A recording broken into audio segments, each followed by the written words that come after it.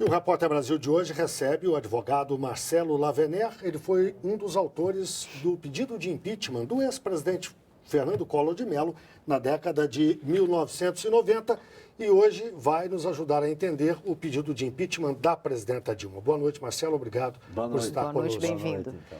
Hoje a gente viu mais cedo aqui no Repórter Brasil, a Comissão Especial da Câmara aprovou por 38 votos a 27 o pedido de afastamento da presidenta, quer dizer, o início do processo, que terá que ser aprovado ainda no domingo por 2/3 dos deputados, 342, não é isso? Exatamente. Para que possa prosseguir e ser julgado mais tarde pelo Senado.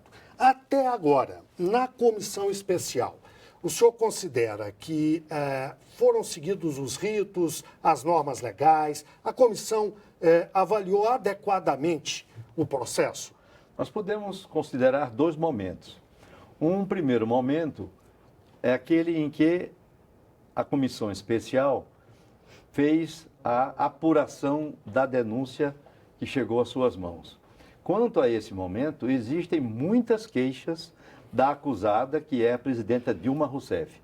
A sua defesa foi, muitas vezes, mencionando o fato de que houve uma série de violações ao devido processo legal. No que toca à votação de hoje, foi a aprovação do relatório do relator, do deputado Jovair Arantes. Quanto à consistência desse relatório, também foram levantadas muitas dúvidas, especialmente pelos deputados e pelo próprio advogado da presidenta, que consideram que ele não foi capaz, que este relatório não foi capaz de indicar corretamente um crime de responsabilidade que pudesse servir de base para o impeachment. Evidentemente que os deputados que pensam diferentemente consideram que neste relatório estão consistentes provas de que poderia ser aplicado o processo de impeachment. Isso vai ser mais ou menos apreciado na próxima sessão do plenário da Câmara, que vai referendar ou parecer do relator, deputado Jovair, ou vai se posicionar contrário às conclusões do relatório. Marcelo, no caso de haver um questionamento dessa decisão da comissão, desse relatório do deputado Jovair Arantes, no que toca à questão jurídica, porque vale lembrar que para haver um processo de impeachment, para que ele se inicie, é preciso que se comprove um crime de responsabilidade. Muito se fala de uma discussão política nesse processo, mas existe, antes de tudo, esse processo jurídico. É possível um questionamento no Supremo desse assunto? O Supremo tem sinalizado que ele não é uma Câmara recursal do Parlamento, da Câmara dos Deputados ou do Senado. Portanto, a decisão final em matéria da substância, do mérito do processo, cabe à Câmara e depois ao Senado. Todavia, o Supremo também tem sinalizado, e aconteceu isso no processo em 1992, de impeachment do presidente Collor, em que o Supremo interveio todas as vezes em que entendeu que os princípios da legalidade, do devido processo legal ou até mesmo constitucionais não tinham sido obedecidos, seja pela Câmara, seja pelo Senado.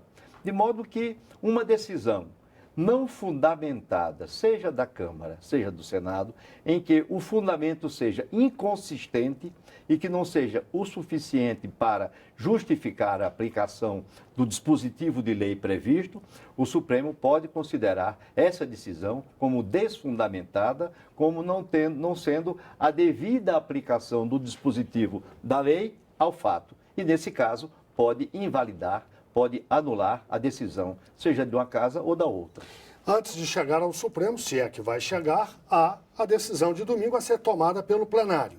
Quais são as regras que devem vigir lá no plenário? Por exemplo, o presidente da Câmara já disse que não deve seguir o regimento e deve inverter a ordem de chamada dos deputados para votação.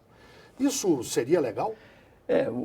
Essa talvez seja a polêmica maior sobre o procedimento a ser adotado nos dias de sexta, sábado e domingo.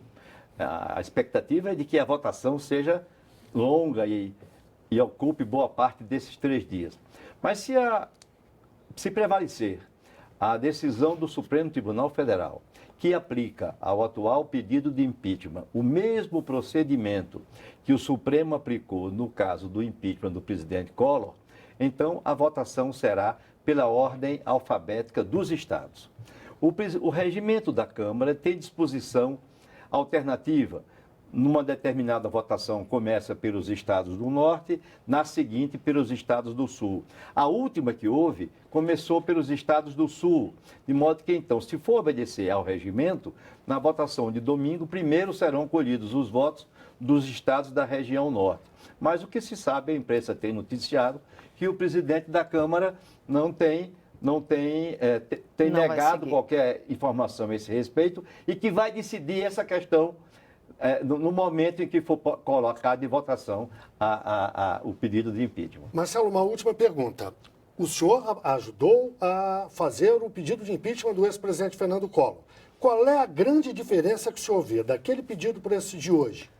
A diferença é abismal, Guilherme, porque vamos tomar somente 2 atos que agora nós presenciamos. O ato de hoje, da Lapa, em que o povo brasileiro se expressa com alegria, com simpatia, sem ódio e sem rancor. Se compararmos esse ato de hoje com aquele discurso apaixonado, extremamente raivoso da advogada Janaína Pascoal, que é uma das autoras do pedido de impeachment, eu penso que aí nós temos a diferença fundamental.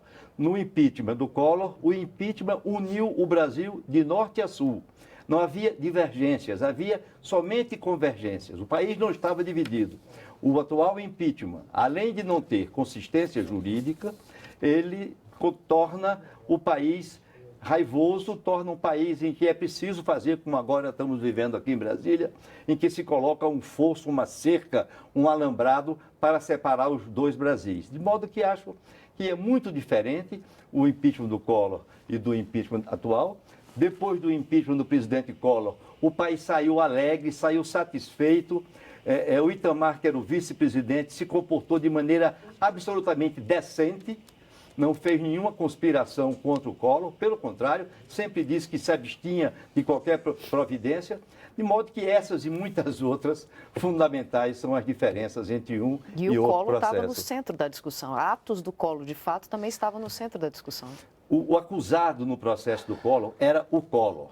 Não era um ato de governo, não era um decreto, não era um crédito suplementar. Eram atos pessoais de improbidade. Receber dinheiro da propina, pagarem as suas contas e não ele é quem deve pagar. Finalmente, a compra de bens para a sua pessoa e para a sua família com dinheiro de PC Farias, de modo que tudo isso faz com que a diferença seja muito grande. A presidenta Dilma não está acusada de nenhum crime de improbidade. Há divergências contra o seu governo, mas isso não justifica o processo de impeachment. Muito bem. O Repórter Brasil agradece mais uma vez ao jurista Marcelo Lavaner. Obrigado pela presença. Obrigada. Obrigado Boa a vocês. noite.